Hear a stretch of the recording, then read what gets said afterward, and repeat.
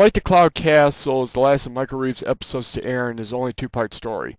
It also has one of the most limited casts of the series, as the only ponies featured in it are Heart Throb and newcomers Locket and Twilight.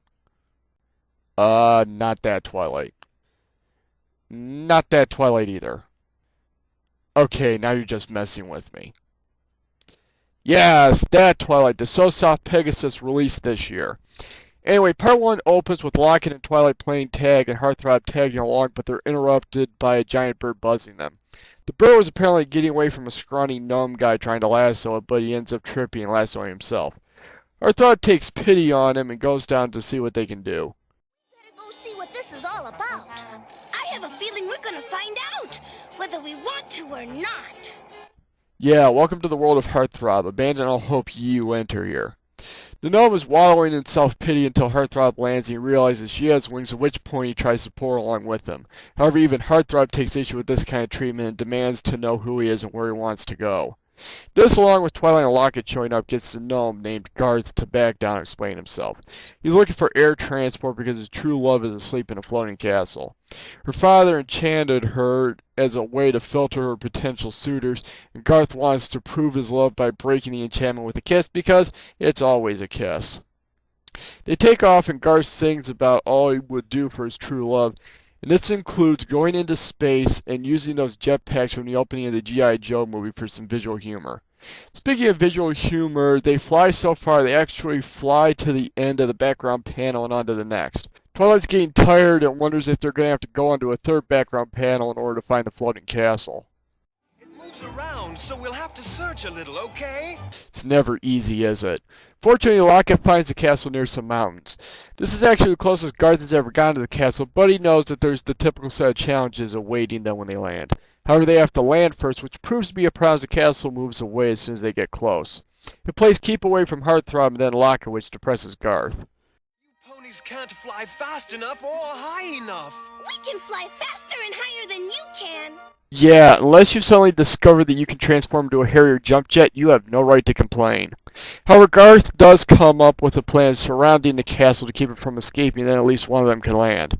They commence Operation Pincer Maneuver to confuse the castle so Heart Throb and Garth can land, but the moat has a resident who's none too happy to see them. Let us pass. You shall not pass! Locket tries to land on the towers, but a lizard thing lives up there and gives her the old Mario treatment. She tries to land away from him, but he can summon fire anywhere. Locket finds herself out of formation and Castle takes its leave. The next plan comes from Twilight, who thinks of roping the castle. I don't know how this would get them past Scales and Scales, but they give it a try. They get ropes around 3 of the towers, but the castle responds by going into spin cycle until they let go and go tumbling towards the mountains to set up the cliffhanger. Part 2 opens with Garth and the ponies headed for the mountain, but Garth turns the mountainside into mud, so it splatters instead of them. Being a gnome, he has powers over earth and stone. Heart Throb asks why he doesn't use that power on the stone in the castle, and Garth answers that the castle is protected and he would need to be in it to use his earthbending powers.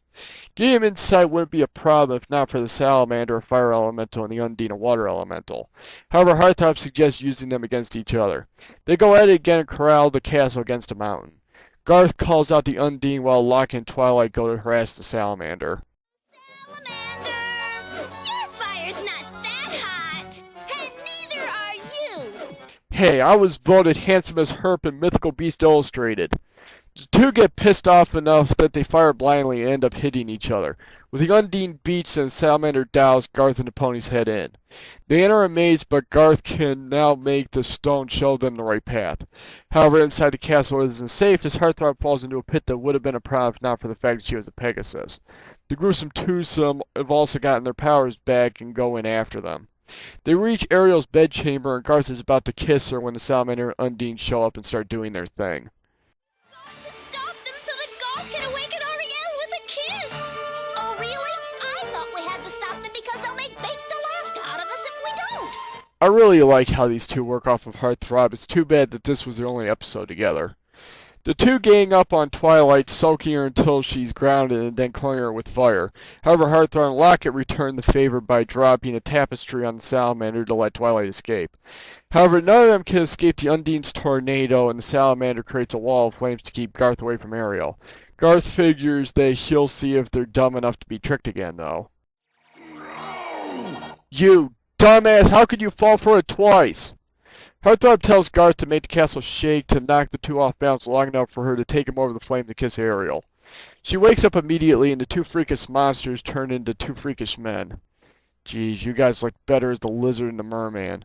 Ferdinand was the salamander and Andrew was the Undine, if you get the joke. These two are the reason for all this, as they were seeking Ariel's hand and got her father to put her in the floating castle to keep away the competition. Her father decided to make them into monsters to protect her. And this makes the fact that the two really don't work together a nice little detail. Ariel says that they aren't her type, so she's ready to leave. Garth asks about the whole marrying the one who wakes her, but she says it wasn't her idea and therefore isn't held by the contract. They got more pressing matters anyway, like the fact that the castle's plummeting towards Earth. It's over now that Ariel's awake! The castle's starting to fall! You didn't land at the castle before you woke me? Give me a break! I was busy! Well, they're certainly arguing like a married couple. Heart Throb begs Garth to do something since there aren't enough Pegasi to carry everyone, but after almost being roasted, drowned, splattered across the landscape just to be told no, Garth is in a screw-it-all mood. Please! You've got to help us! Shut up, assholes, this was your dumb idea. Lockett decides to force the issue with Garth and carries him out to make him soften the ground. He does so and the castle soft lands, and the others get out as the castle collapses. Lockett and Heart Throb bring Garth in for a landing and ask if Ariel is okay. Dusty? Being asleep for a few years has a way of doing that. Garth, realizing his beat, is okay with Ariel leaving to start her new life. However, the ponies ask if she won't change her mind. Ariel replies by taking Garth's hand and saying that she's always open to it. However, Garth is going to need to learn to deal with anger better if he wants to get anywhere. The ponies say goodbye and head back to Ponyland to close out the episode. Flight to Cloud Castle is actually a rather controversial episode. I've heard many decry it for the ending where Ariel, who was perfectly willing to end the episode without a man at first, decides to go with Garth. I think this complaint overestimates both her conviction upon awakening and at the end of the episode. She never says that she isn't open to marrying, but that she simply isn't ready yet. And then at the end, she says that she's open to it, so there's no capitulation on her part. I think Reeves wanted to achieve a middle ground between the girl immediately falling in love with her rescuer and her saying, I don't need a man, and leaving him in the dust. It was an ambitious plan, but it didn't go over well with everyone. The male characters were also ball and chain to this episode. Garth refusing to help, while maybe a natural reaction, doesn't make him look good enough to even get a chance with the girl. The two freaks were also jerks for having this done in the first place. Them aside, this episode had a very unique feel to it, with much of the action happening in the air. Heart Throb, Lockett, and Twilight also made for an interesting trio who kept the story about them even with the events surrounding other characters. The inclusion of creatures like the Salamander and Undine were also nice touches. This was also the only episode that didn't even give us a hint that there should have been a song in the second part. While this episode was going good up until its resolution, the resolution had issues considering the characters involved. That's why this episode gets a rating of watchable. So close to being perfect, Michael. So close.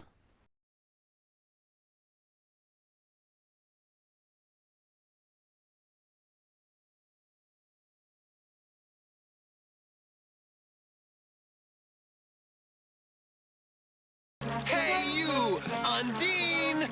Your mother wears galoshes!